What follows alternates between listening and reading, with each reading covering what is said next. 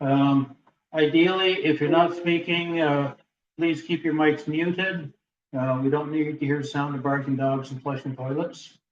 Comments and questions, feel free to throw them up in chat anytime you like. Cory, you can address how you want to handle them when you start your presentation. And be patient, we're all volunteers doing our best.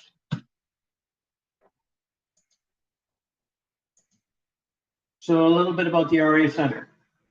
RA Center is a sprawling complex on Riverside Drive in Ottawa between Bank Street and Bronson. It has more than you would think. This little building over here, oh, can't see it. Okay, can't see me. Over on the far left is where our boathouse is. Some stats about the RA. A lot of volunteers, 40 acres. They have some purpose-built facilities.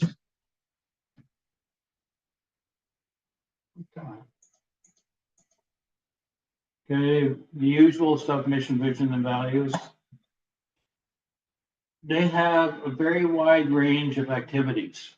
They have one of the better curling rinks in the area. They had the youth nationals at the curling rink there, photography club, largest pickleball league in the city. They've got largest soccer league in the city, largest indoor gun range in the city.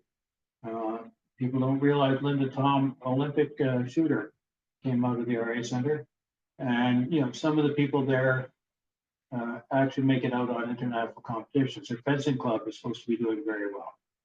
As well, they have things like euchre and bridge. The Canoe Club, been around since 1952.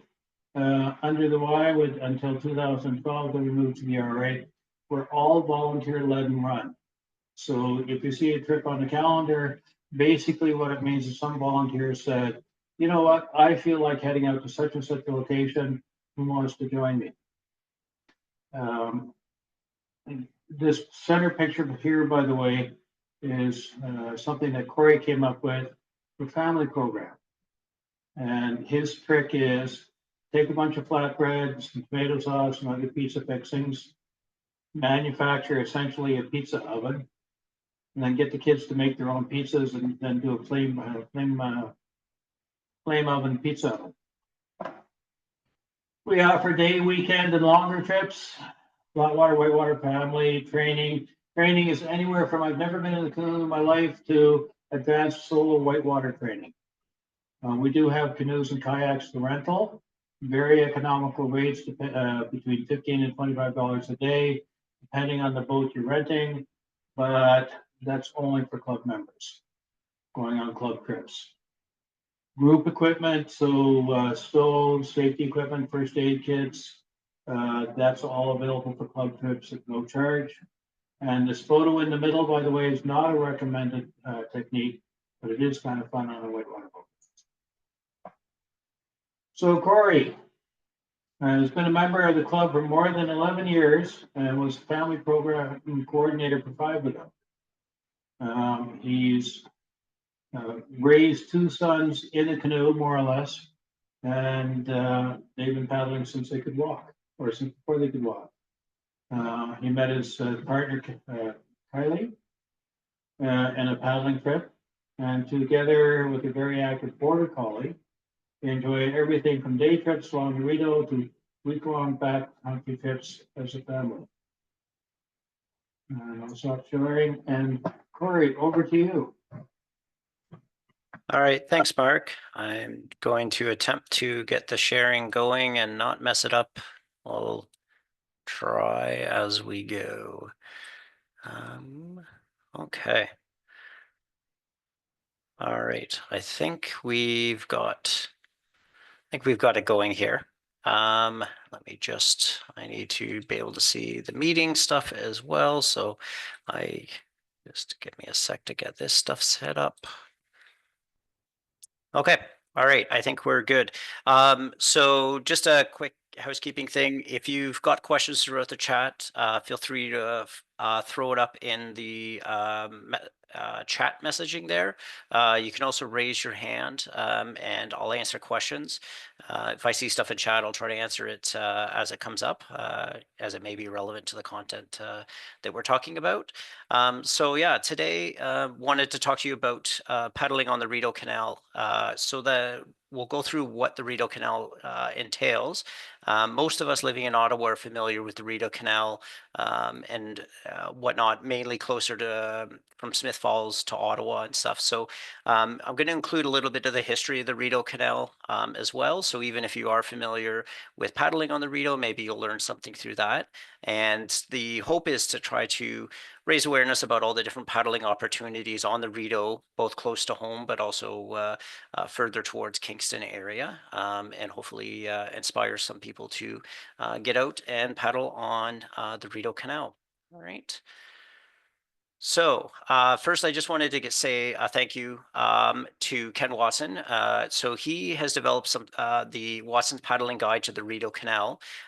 So he first published this in 2012, and the current guide is over 192 pages long, which is quite an extensive guide. So anyone looking to do whether a day trip or a full paddle of the entire Rideau Canal, this is your go-to source. Most of us are familiar with Jeff's maps for Algonquin. This is basically that version for the Rideau Canal system.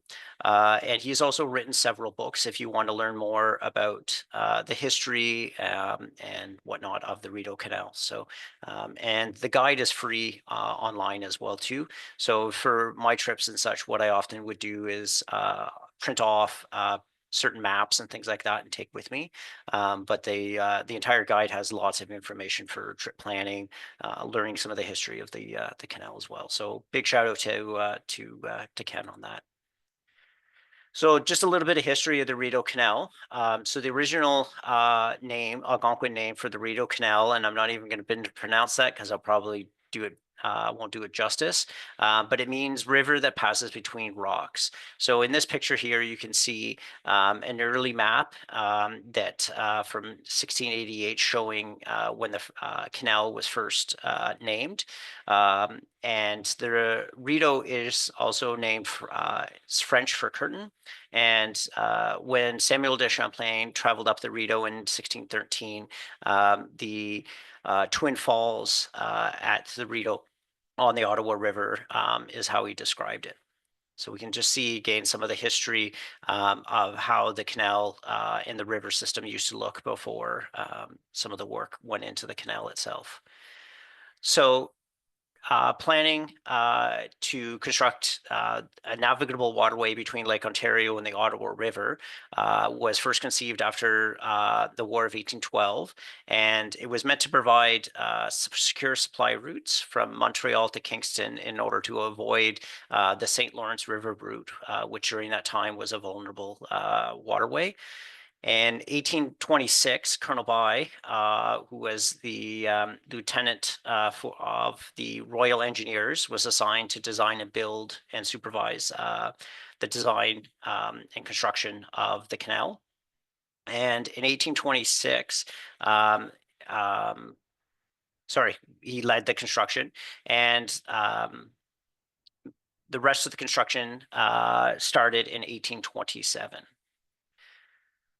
So by November 1831, essentially construction had been completed with 47 masonry locks and 52 dams, which created a 202-kilometer waterway, and the canal was officially opened in 1832. So you can see a little bit of artwork here showing one of the locks at the time when it was being constructed and first opened. So the Rideau Canal is North America's best preserved slackwater canal and the only one from the 19th century Great Canal building era. And it still operates along its original route with most of its original infrastructure still intact. And in 2007, it was designated a UNESCO World Heritage Site as well. So just some facts about the canal. So there are 24 lock stations with a total of 47 locks. The route is 202 kilometers from Kingston to Ottawa. And one of the things that I always found interesting is that part of the canal system is to manage the water based on elevation changes in the land. So you may not be able to see, you may have to zoom in, but you can also go to Ken's website to read more about it. But one of the things that's interesting is that when you start at Lake Ontario, if you're coming from Kingston, as you paddle up towards Upper Rideau Lake, the elevation is actually increasing as you go. And then once you get to Upper Rideau, the land starts to decrease down to the Ottawa River. So it's almost as if you kind of paddling up a mountain, and you reach the peak and then you paddle back down it. So Lake Ontario is 74 meters above sea level, whereas the Upper Rideau Lake is 124 meters above sea level.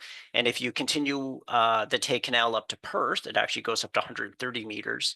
And the Ottawa River is at 40 meters when you finish. So there's quite a lot of elevation change that happens along the Rideau Canal route. So why would you want to paddle the Rideau Canal? I'm a little bit biased, but I'd like to share some of the reasons I think that the Rideau Canal is an awesome paddling adventure. So the biggest thing is that there's lots of paddling opportunities with so many locks and access points. Whether you're looking to do just a short, an hour, 2 hour day trip, whether you want to do a multi-week adventure and take your time, explore all the little nooks and crannies, you can really adjust the trip to be what you want it to be. There's a lot of different paddling experiences along the canal, everything from narrow channels, big lakes, paddling through urban centers. It's really kind of a unique experience. As well, there's a lot of rich history in the canal system and a lot of the different locations that you can stop at along the way. As far as planning, logistics, it's easy to do. So there's lots of options for camping, food, water, etc. It makes it really easy to plan the logistics for a trip. So a couple of the interesting things you might want to check out along there, even as I said, some of these can be just day trips, is Morton Bay. So there's opportunities for you to just explore through paddling there. You can swim, hike up to Dunder Rock, which is pictured in here. So even if you, like I said, just did a little day trip and threw in a hike with that, that's an interesting opportunity. Jones Falls Lock Station. So this is, there's lots of interesting things to see. It's a very large lock. That's the first thing that's kind of interesting is that this picture might be hard to see for some people, but there's essentially a series of locks, and then there's almost like a little pond, and then another lock that opens up into the rest of the river. So the whole lock station itself is actually quite large. And there is a self-guided walking tour. If you go onto Parks Canada's website, you can download a copy of the brochure, and if they don't have copies there. But it's just even a beautiful area just to walk around and check out. The Pinnacan restaurant at the Chaffee's Lock is a really awesome stop.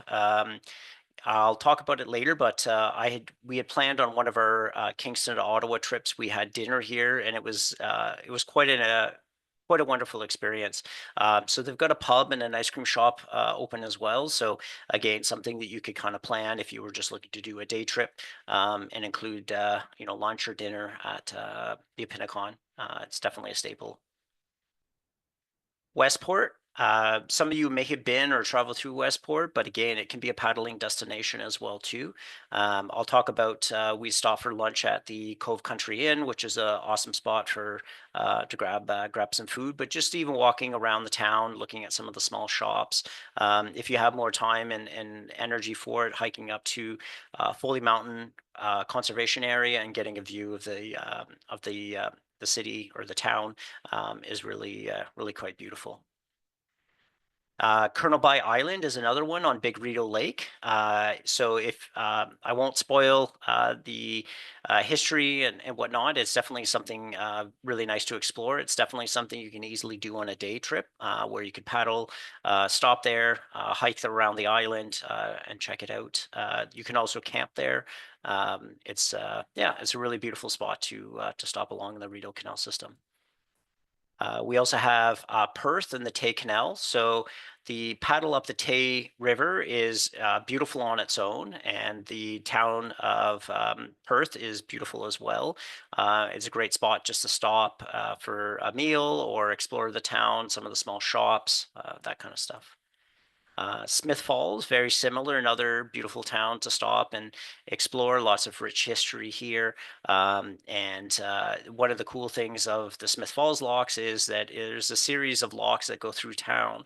And due to safety reasons of trying to portage across roads and such, they'll actually allow you to paddle through the lock systems as well. So whereas most of the locks you either have to pay to lock through or hope to come along at the time where they'll let you paddle through for free. But in Smith Falls, they'll let you paddle through even if you're the only boat. So that's pretty unique experience. Merrickville, another beautiful small town, great place to stop, grab some food, check out some shops. Really beautiful area as well. So some of the trips that I've done in the past. So I did a trip in 2015. It was a 8-day trip where we started at Kingston Mills Lock and paddled to Mooney's Bay. We started with 10 people. 2 of the people had to leave early on the trip. So again, because of the ease of access to lock stations and whatnot, that person was able to join us for as much as they could, and then someone was able to pick them up at a lock. But yeah, it was an awesome experience. It was my first introduction to doing a Kingston to Ottawa paddle. Had been a little bit on my bucket list, so it was a great experience, and shows again too that even whether you're going with a small group or a large group, you can definitely make this happen. And then last year, in 2014, at the 2024, sorry, at the end of September, my son and I, we decided to do a Kingston to Ottawa trip. We had basically 4 days. We said, let's see how far we can get. I was curious to see how 2 strong paddlers in a fast canoe, how far we could get. Yeah, it was really exciting. We really mixed in a lot of unique things to see along the trip, as well as lots of hard paddling. So over those 4 days, we were able to paddle 142 kilometers, which was 26 hours total of paddling, with an average of 5.5 kilometers per hour paddling.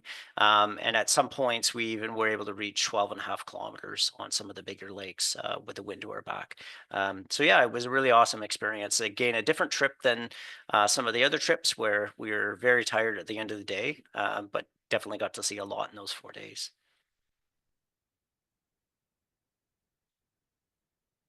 I'm just trying to get it to go to the next slide. There we go. Okay, so some tips for some tips for a successful trip on the Rideau Canal.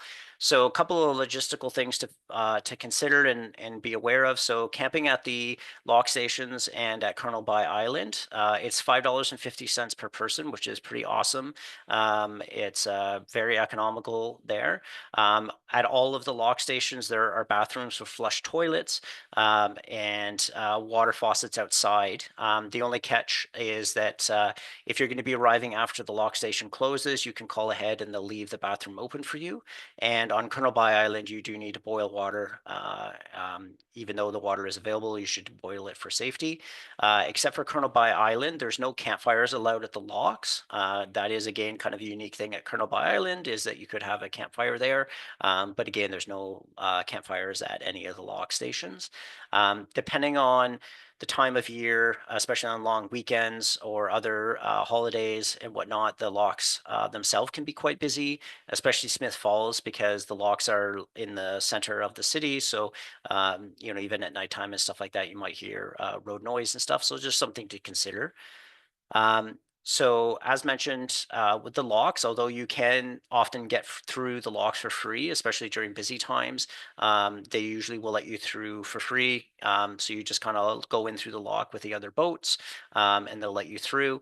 And in Smith Falls, like I said, regardless of whether there are other boats or whatnot, they'll let you through for free for safety issues. Most of the portages at the locks are 30 to 100 meters. That's the longest that you're going to have to deal with a portage. They're quite short. often you're going to be stopping to get water or use the bathroom anyways, so it's not that big of a deal. Depending on the time of year and the lock, some of the locks may have issues getting in and out with a canoe or a kayak because they may not have a canoe dock. On our trip, for example, in September, I think they had anticipated that most boats weren't going to be out. So they had removed the canoe docks, and at one point we had, I think it was like almost a 3 foot ledge we had to climb up, which made it a little bit difficult. So if you have mobility issues or have issues getting in and out of a canoe or a kayak, that's just something that you might want to consider. Just a reminder, if there's any questions or whatnot, feel free to put them in chat. I haven't seen any hands up, but if anybody does, let me know. And Mark, if there's any hands up that I missed, let me know as well. So boat traffic is one thing that you have to take into consideration, especially in the summer months and during busy times. The canal is primarily used by motorboat traffic. You may see a large amount of motorboat traffic, especially in some of the narrower sections. So if you're not comfortable with that, that's something to consider. I've never had any issues with that. I think you just need to be aware of your surroundings, but it's something to keep in mind. Some of the big lakes may have high wind as well. So specifically Big Rideau, the winds can get quite high, white caps with 2 foot swells and whatnot. So that's something that you would want to be prepared for if you're not comfortable dealing with that, especially when you start adding motorboat traffic. So I've done day trips on the Big Rideau, for example, and I've been lucky that most of the time the wind hasn't been too high. But if you get high winds and then you combine that with motorboat wakes and stuff like that, it can be a little bit more difficult for a beginner paddler. So just something to keep in mind if you're going to be paddling on some of the bigger lakes. So one of the tips I can give is if you're doing a longer trip, say a Kingston to Ottawa trip, one of the things you can consider is stocking up food along the way. So Smith Falls is about the halfway point for a trip. So you could, for example, bring most of your supplies, but then choose to buy some fresh supplies or extra food in Smith Falls, which would then lighten your load for the first half of the trip without having to carry all that the whole way. Just something to consider if you're doing a longer trip.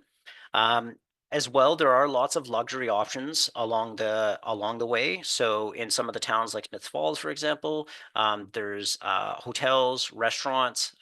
Some of the locks now have yurts as well. So if you wanted that, those are gain opportunities. So even if you're doing a short weekend trip and you didn't want to pack tents and things like that, there's definitely options that you could add some luxury to that.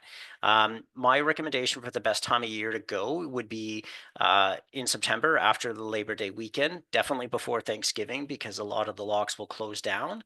And the reason for that primarily is that there's less boat traffic. So you're going to be not having to deal with that. The weather that time of year is also generally a little bit cooler. So it's nice where it's can still be nice and warm. On our September trip, for example, we were able to wear just shorts and t-shirt a lot of the times at that time of year when we were paddling hard. And it was really nice. All right, so for 2025 this year, I'm trying to organize a number of trips along the canal. So for club members and whatnot, definitely check out the calendar. I haven't set dates just for some personal reasons, but I'm definitely going to be leading some of these trips. So if you're interested in learning about the canal and getting out there, these are some of the trips that I'm planning to organize this summer. So we're going to do a day trip, which is going to be the rivers and the swamps near Smith Falls. So our plan is to launch out of Smith Falls and head west along the river and some of the swamps in that area. We'll aim to head towards Punamali Lock Station and then come back to Smith Falls, but that'll be adjusted based on paddling speed and whatnot. So this is a great trip for beginners, families, anybody that just want to get out, get some paddling experience and explore a beautiful area. The next day trip is Lower Beverages to Perth and return. So we'll launch at Lower Beverages. The reason we're doing that is because the parking there is free. We'll then plan to paddle the Tay Canal River up to Perth, have some lunch, and then paddle back. It's a really beautiful beautiful paddle. Also get to explore Perth a little bit as well. So this one would be open to people with experience paddling, just mainly because of the distance. It's quite a long distance if you're not comfortable paddling, but it's definitely a great opportunity for experienced paddlers. Also looking to plan a weekend trip from Newborough to Westport, overnight on Colonel By Island, and then return via Newborough. So the plan would be arrive Friday after work at Newborough Lock and stay overnight. We then paddle to Westport for lunch, head to Colonel By Island and camp there overnight, and then we would canoe back to Newborough and be back in Ottawa by dinner time. So due to the distance and potential for motorboats and high waves in water, this would be open to more experienced paddlers as well. But definitely a unique paddling experience to get to see some of the big lakes, explore Colonel By Island and Westport. Yeah, definitely some beautiful opportunities there. As well, going to be doing a day trip from Smith Falls to Merrickville. So what we'll do is we'll lock through Smith Falls. So we'll start in Smith Falls, we'll go through the lock system and paddle our way through Edmonds Lock and Kilmarock Lock, and finish in Merrickville. And then from there, we can potentially have dinner in Merrickville if we want. In order to make this trip work, we'll need to have multiple vehicles to do a car shuttle because it is just a one-way trip. And again, due to going through the locks, motorboats, and the distances, this would not be open to beginner paddlers as well. So some of these trips I'm going to try to plan later in the season. So if you're interested in gaining some paddling experience, maybe taking some training to be able to participate in some of these trips, that definitely would be a great opportunity. Okay, so I'm going to start a video of the trip that we did in this last 2024. So I see there's a question I'll answer, and then I would recommend you maybe turn your volume down just a little bit in case it's a little louder than I've been speaking. Yeah, so Patrick asked, will these trips be posted on the club website? Yes, they will be. So I'm going to post it as the Rideau Canal trip series and then the trip name with that. So that definitely, like I said, will be posted on the club website. If you'd like to be notified, feel free to post a message in the chat here with your email address. You can send that to me privately, and I'll make sure to let you know when the trips are posted. So Jenny had a question about, was it safe to leave your canoe on a lock camping site while shopping for food in town? So what I usually do is I bring a canoe lock or a bike lock with me. I lock it up to a tree or some sort of bench or some permanent fixture, and then I would take any valuables with me. So for example, in just trying to think here, Westport, we locked up our canoe. We left all of our barrels, bags, all that kind of stuff, and then just took our day bag, which had all our valuables in it with us. And we left that there for, I think, about 2 hours-ish without issue. We did the same thing at Smith Falls in the 2014 trip. So we locked up our canoe. Now, the Smith Falls one, the Lockmaster allowed us to store our stuff in the lock station where overnight the lock station is actually locked up and they give you a key to access the bathrooms. So for Smith Falls, we actually put our barrels and everything like that in the lock station. When we went for dinner, we were gone for about 2-3 hours then. But we still left our tent and our canoe locked up without any issues. So yeah, so I've got Patrick was asking me to notify him. So great. So like I said, I'd suggest maybe turn your volume down just a little bit in case the audio is too loud, and let's play the video.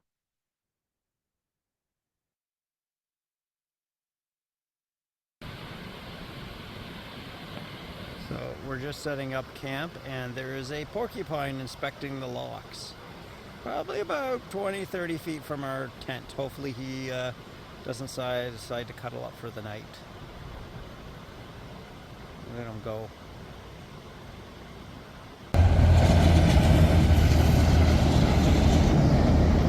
make for interesting sleeping.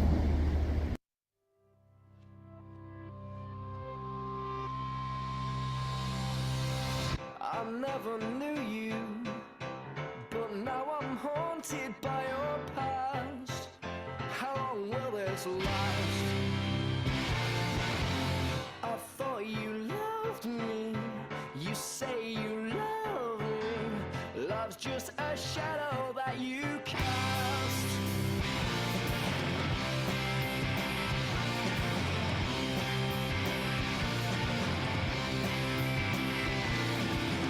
And all my dreams come round and freeze always. I'm independent, but I'm tied to you. You lied to me, I died for you, but I can't read your mind. I'm lost without you, an empty feeling deep inside. I want to run and hide. I'll let you use me and just abuse me, but God, I want you to be mine. And all my dreams come round and freeze always. I'm independent, but I'm tied to you. You lied to me, I died for you, but I can't read your mind.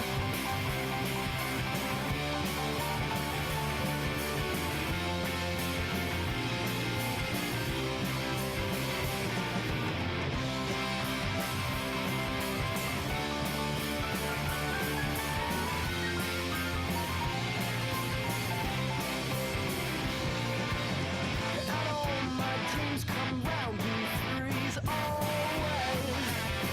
I'm independent, but I'm tied to you. You lied to me, I died for you, but I can't read your mind.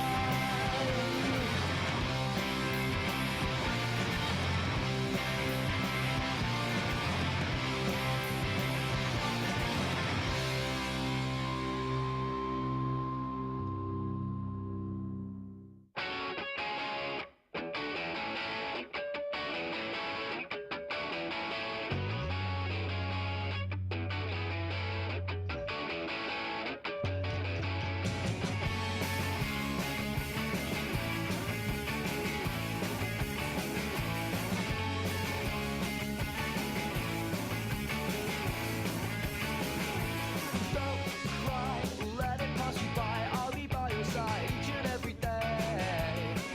Let go, you've got to lose control. Teach you how to roll, never be the same. Oh, oh, oh, oh.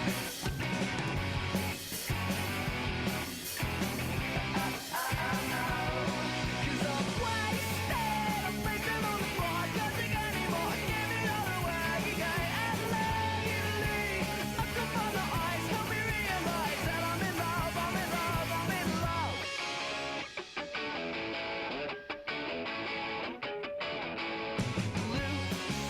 I'm losing all my faith, but I can't stand the days that I'm alone. Tell me, do you feel the same? Are you glad I came? Can I walk you home?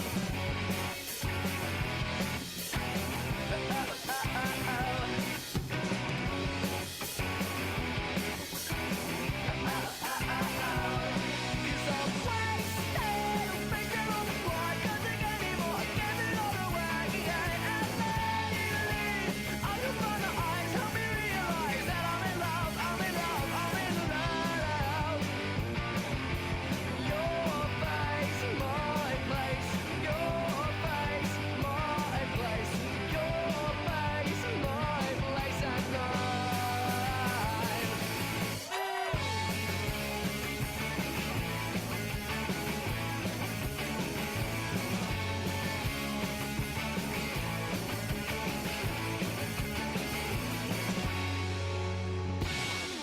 Pretty if the sun won't shine. I'll be coming out to meet you. I'll be there to make you mine. Pretty if the rain will pour. I'll be knocking at your window. I'll be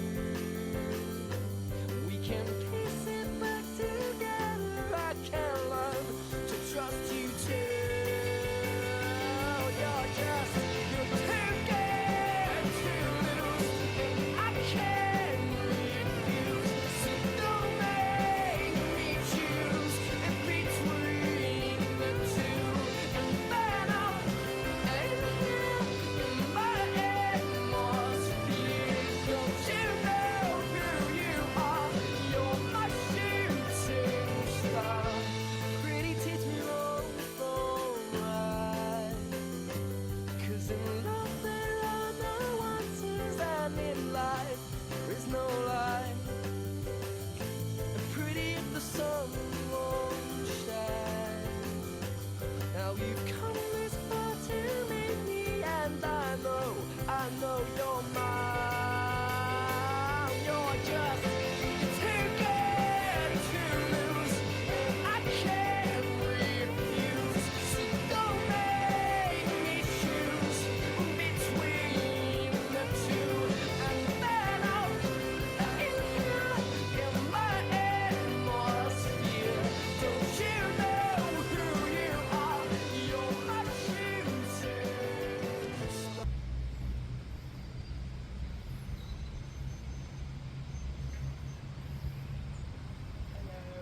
Hello.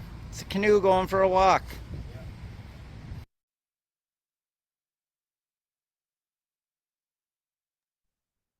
All right, so hopefully that, like I said, gave you a bit of a idea of what experiences you can have on the Rideau Canal system. Hopefully it didn't spoil too much for anyone there.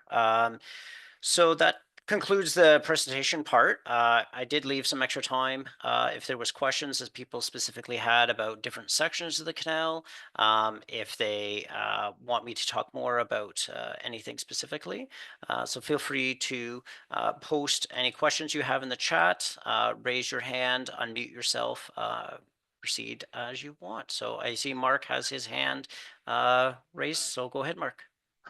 So I did a stretch of the Tay Canal that probably, or Tay River, that is probably almost never done. That's the lock system, eh? Or where Yeah, the dam is, yeah. It is just upstream from Beaveridge Locks, there's a dam. Yeah. And I thought I'd see what was on the other side of the dam. And from there, the Tay River goes down to Big Rideau Lake. Yeah. So I paddled down there, and it was absolutely a gorgeous paddle.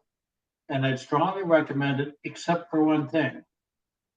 The river goes under a bridge by Port Elmsby, and there's no way to portage around that stretch of river. And it's this great big class 3. Oh, really? So it's very fast, and it's got a big drop. Okay. If you're an experienced whitewater paddler, it's not horrible, but you got to know what you're doing. And the other thing is, most of the river when I did it was very wide with a flat rock bottom. And my whitewater training was handy because it helped me read the river and find places where the water was 4 inches deep instead of 2 inches deep. What time of year did you do that, Mark, by the way? It would probably be like July. Okay. Yeah, And- because I had looked at it, and was there a way to get around the dam there at the Tay? Because that was my biggest hurdle of that area, because I wanted to explore it too. But I was told there wasn't an easy way to portage around that dam.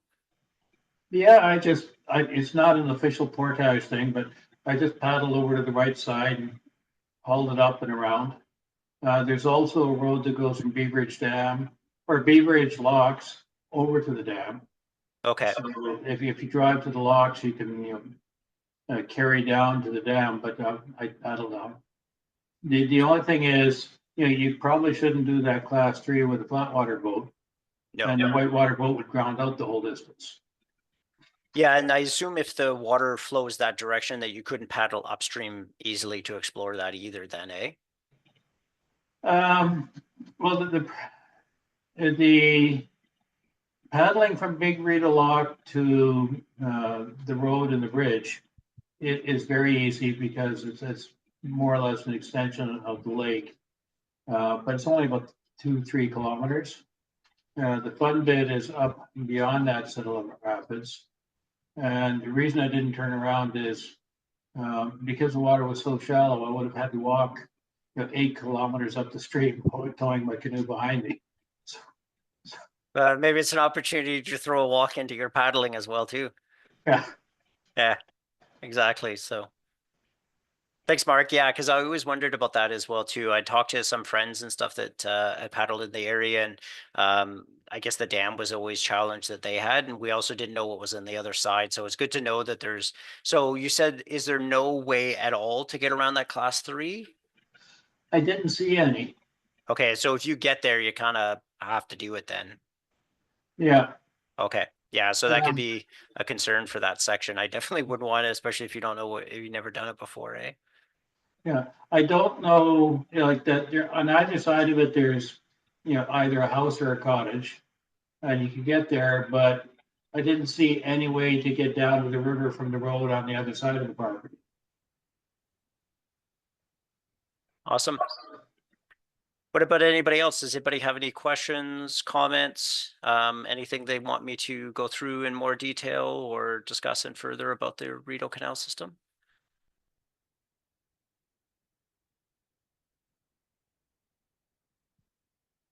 No?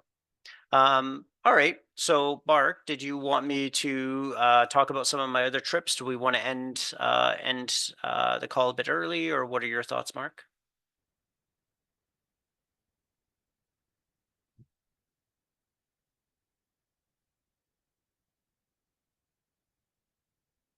Not sure if I lost Mark there. Sorry. Yeah, if you feel like talking about some of the other places, you've got some really interesting stories. I'm sure people would love to hear them. When you think it's time to go away, um, I'll do a short presentation of upcoming events, including seminars and the open house and so on. Sounds good. So yeah, why don't I just share a little bit about the 2015 trip, and then maybe a little bit more about the recent trip that we did and stuff like that. Maybe just for a couple of minutes, and then yeah, you can definitely talk about that. So I'll stop sharing my screen so that whenever you're ready, Mark, you can share if you need to about the open house and all that.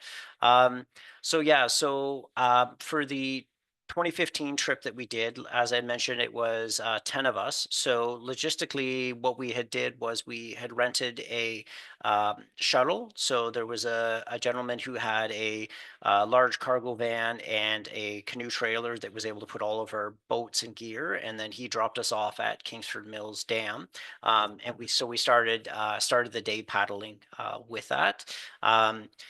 We took a lot longer and we buffered in an extra day in case, especially, if you have any kind of issues along the trip or any kind of weather or whatnot, it's definitely good to have an extra buffer day. So I think we ended the trip on the Saturday, whereas we gave until the Sunday as a buffer for people to travel that.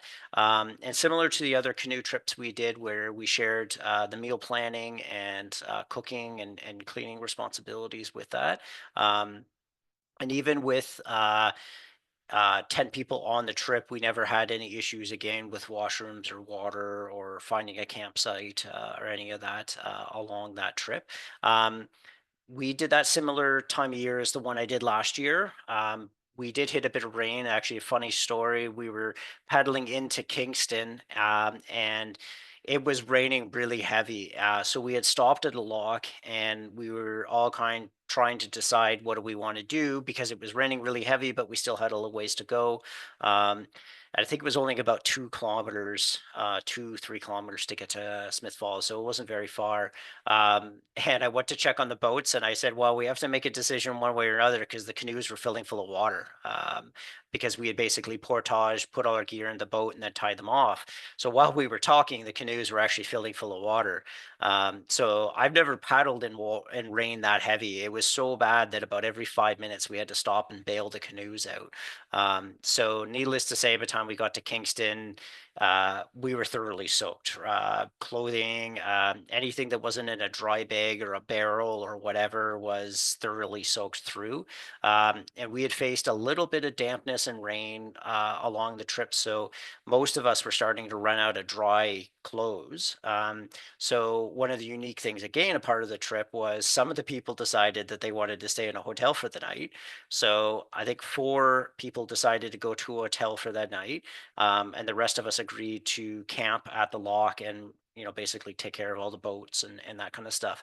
But we were running out of clothes, so we decided to go for dinner, and I found a laundromat in town that was open until 9 o'clock that night.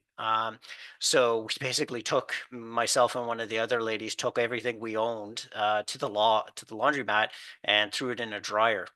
So it was quite an interesting night and a bit of a story where we were sitting there playing cards in a laundromat in Smith Falls while we waited for all our clothes to dry. But again, it was a unique experience where some of the people got to sleep in a hotel that night. Some of the people got to go to bed with wet clothes and wake up with wet clothes, and some of us woke up with dry clothes the next morning. So we all still enjoyed a wonderful dinner together in Smith Falls. I still remember the look of the staff at the restaurant when we all walked in soaking wet, carrying a bunch of barrels and dry bags and stuff like that. I think we looked worse than drowned rats, but they still served us, and they put us in the back room, which I think was probably appropriate and such. So along that trip, we did encounter some high winds and waves. So some of the paddlers weren't as strong paddlers. So that was definitely a challenge for some of them, but we stuck through it and we got through it together. And we even, like I said, managed to finish a little bit earlier.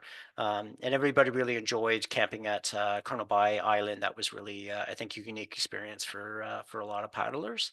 And then for the trip I just did with my son, like I said, we were focused on paddling hard and fast. That was the main focus of the trip. But I think the video kind of really shows how much you can see in such a short period of time along the canal. There were so many unique experiences and stuff like that. Meeting my a wife and my other son for dinner in Smith Falls. That was a really awesome experience that you wouldn't normally get on a 4 or 5 day canoe trip where you can meet family along the way. The morning we were going through the Smith Falls locks. The locks didn't open till 10 a.m. So we were able to get up and have a nice relaxing breakfast. And pack up, walked around Smith Falls and kind of explored some of the historic areas and whatnot. So, and then we were on the water at 10 a.m. to lock through. So, really unique experience overall. Like I said, it was really beautiful. I've been through Westport as well. I don't know if anybody has been there. Most of us probably have, but it's a beautiful area to go to. But it was really kind of unique to paddle up to it, right? Unless you've been on a motorboat on Upper Rideau and stuff like that, you don't get that view of the city or of the town from the water. So that was also a unique experience that we had. And one of the cool things that we again had experience along the trip is that with the planning guides that we had lots of different options as far as what we wanted to do. So after the first day, we were feeling pretty tired, and I was curious to see if we were going to have the energy to paddle to Westport. So we had a backup that we would just bypass Westport, and we had a meal planned that we could cook or eat at a lock. But we were feeling great. The weather was amazing, and we decided to head into Westport. My son was definitely we call it energized and motivated by the concept of being able to get a delicious hamburger and stuff. So that kept him paddling really strong, and it was a long day. I think we paddled 40 kilometers over 10 hours that day. So it was a long day, but we definitely enjoyed it. So yeah, so some of the trips that we've done, the end-to-end trips, and lots of little day trips as well too that we've done enjoyed. So look forward to sharing some of those experiences this summer. So yeah, I'll pass it to you, Mark, if you want to talk about the open house that's upcoming and such.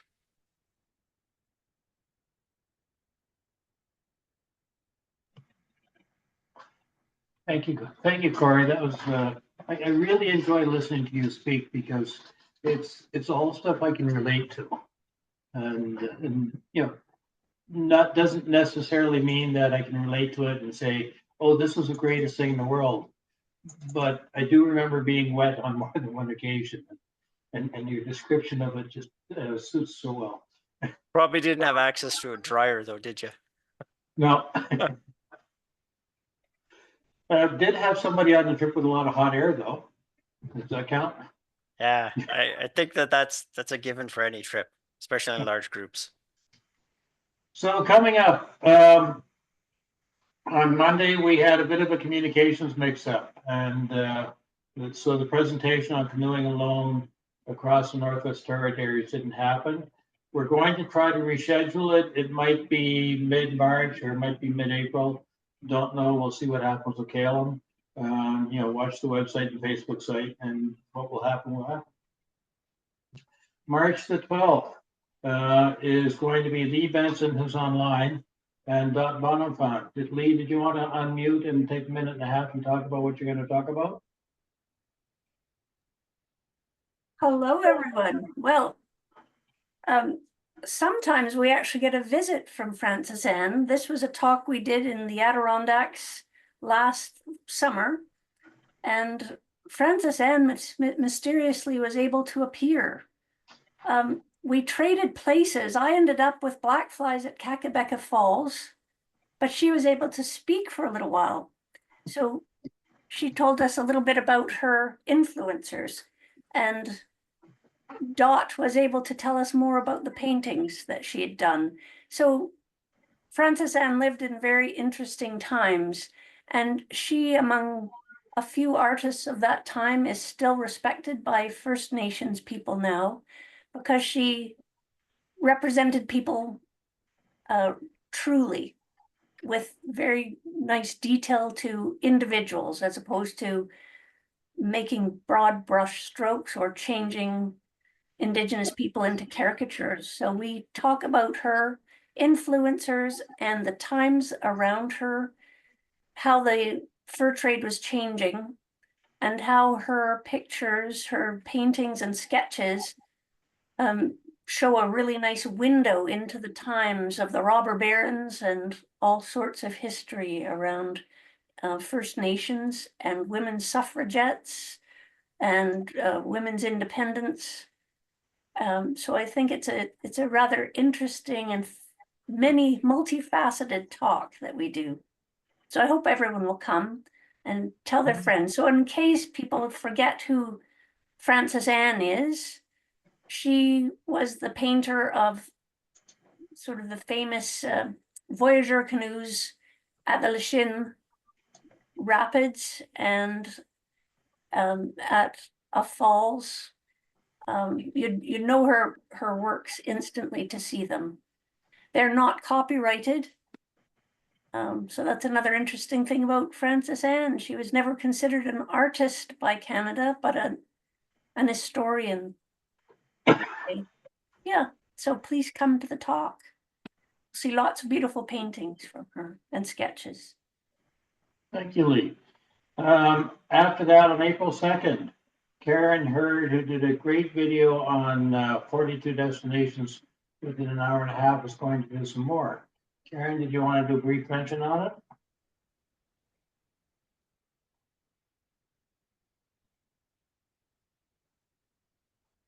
I'll just say that it's about, trying to get my video to work. There we go. It's about 84 different destinations, not the ones covered in the first video. And they're all places that were paddled between 2021 and 2024. So it also tells you the good ones and the ones I loved and ones to maybe not bother with. So I'm sure people will enjoy it when the time comes. Thanks. And the interesting thing about that is that works out to 120 destinations within a couple of hours of Ottawa, and Karen's still working on more. We are blessed. April 23rd is going to be in person at the RA Center with David Pelly and Dan Wong. Dan Wong is the person who gave us the presentation about the Taylin Dene Park near Yellowknife. David Pelly, author, has written books and so on about paddling in the north, and also has a lot of experience paddling in the north. So they're going to talk about the Arctic and Inuit. They're also going to talk about a charity that David has where they take people out and teach them how to canoe across the area. April 26th, I think I've got the date wrong there.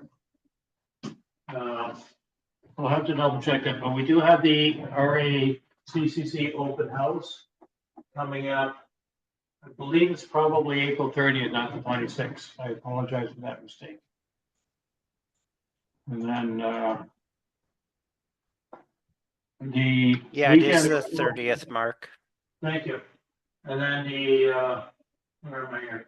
The 26th and 27th at the Nepean Sportsplex is the outdoor show.